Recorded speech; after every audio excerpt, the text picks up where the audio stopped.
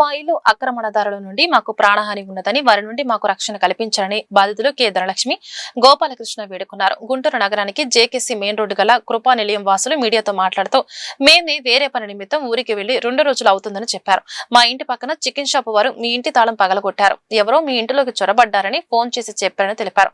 హుటాహుటిన మేము వచ్చి వారిని ప్రశ్నించగా మేము ఈ ఇల్లుని అద్దెకి తీసుకున్నాము, ఇల్లు శుభ్రం చేసుకోవడానికి వచ్చామని చెప్పారని తెలిపారు. వారిని గట్టిగా గదమాయించి అడగగా సరోజ్ బాబు, కొమ్మినేని చంద్రశేఖర్, శ్రీనివాసులు పంపించారని అసలు విషయం చెప్పారని తెలిపారు. గతంలో కూడా మా ఇంటిని ఆక్రమించుకొని 2 సార్లు మా ఇంటిపై జేసీబీ ద్వారా పగలగొట్టాలని చూశారని చెప్పారు. పోలీసులను ఆశ్రయించి వారి మీద చర్యలు తీసుకోవాలని పట్టాభిపురం పోలీస్ స్టేషన్ లో ఫిర్యాదు చేశామని తెలిపారు. పైన తెలిపిన వారు పోలీసులను చట్టాన్ని కూడా లెక్క చేయకుండా మరలా ఈ రోజు కూడా మా ఇంటిని ఆక్రమించుకోవడానికి కొంతమంది మహిళలను మాపై దాడి చేయమని పంపించారని చెప్పారు. ఈ రోజు తెల్లవారుజామున 2 గంటల సమయంలో కొంతమంది గుర్తు తెలియని మహిళలు మా ఇంటి సీసీ కెమెరాలు గేటు తాళం పగలగొట్టి ఇంటిలోకి చొరబడ్డారని తెలిపారు. కొమ్మినేని చంద్రశేఖర్, శ్రీనివాసరావు, సరోజ్ బాబు వల్ల మాకు, నా కుటుంబ సభ్యులకు ప్రాణహాని ఉందని పోలీసులు మాకు రక్షణ కల్పించాలని, మాకు న్యాయం చేయాలని కోరారు. ఉందండి, సరే ఆయనకు ఉంది డాక్యుమెంట్ ఉంటే వెళ్ళండి, కోర్టుకు వెళ్ళండి, కోర్టు తెలిసింది కదా. ఈ రకంగా దాడి చేయటం ఏంది? ఇది ఒకటోసారి కాదు, ఇది 3వ సారి.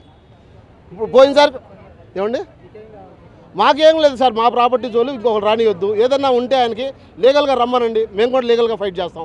అంతేగాని ఈ రకంగా దాడిలు మాత్రం మేము తట్టుకోలేకపోతాం. మేము అవసరమైతే ఆత్మహత్య చేసుకుంటాం. అందరి పేర్లు పెట్టేసేసి పెట్రోల్ పోసుకొని తాళి పెట్టుకుంటాం. వదిలేన్న పేర్లు ఎందుకు? ఉన్నతాధికారి ఉండారు.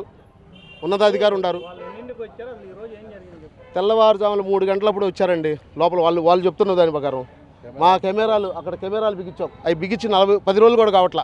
40,000 ఖర్చు పెట్టుకొని కెమెరాలు పెట్టుకున్నాం. కెమెరా వైర్ కట్ చేశారు. వాళ్ళ కెమెరా వైర్ కట్ చేసేసి కెమెరాలు లోపలికి వెళ్ళి ఆ షటర్ తాళం పాల్గొట్టారు. లోపలికి వెళ్ళారు. వైఫై గీఫై అన్నీ తీసుకెళ్ళిపోయారు. కెమెరా సెటప్ బ్యాక్ ఎండ్ తీసుకునే డేటా అది మొత్తం తీసేసుకున్నారు. దీంట్లోకి వెళ్ళారు. దీంట్లోకి మొత్తం అటాక్ చేశారు. వాళ్ళు లోపల పెట్టేసేసి వాళ్ళ బయట నుంచి తాళాలు వేశారు. వాడికి అధికారం ఉంటే వాళ్ళ మనుషులు లోపల పెట్టి బయట నుంచి తాళాలు వేసుకొని వాడు పోయి ఏం చేద్దాం అనుకుంటున్నాడు? మేము వచ్చాం, ఇది సామరస్యంగా వాళ్ళు పిలిచాం. ఎందుకున్నారమ్మా మీరంటే మా సరోజిని బాబు గారు వస్తారు, వచ్చినప్పుడు వస్తారు. ఏది ఇప్పుడు పొద్దున 5 అడుగుతున్నా, 10 అవుతుంది, ఇంతవరకు ఆ సరోజిని బాబు ఎవడో రాలా. మేము సార్ నైట్ ఇక్కడ ఉన్నాం సార్. మేము మా షాపులు మాత్రమే ఇవి, మేము ఉండేది వేరే చోట. అక్కడి నుంచి మాకు పొద్దున్న చికెన్ షాప్ తీయటానికి వచ్చాడు.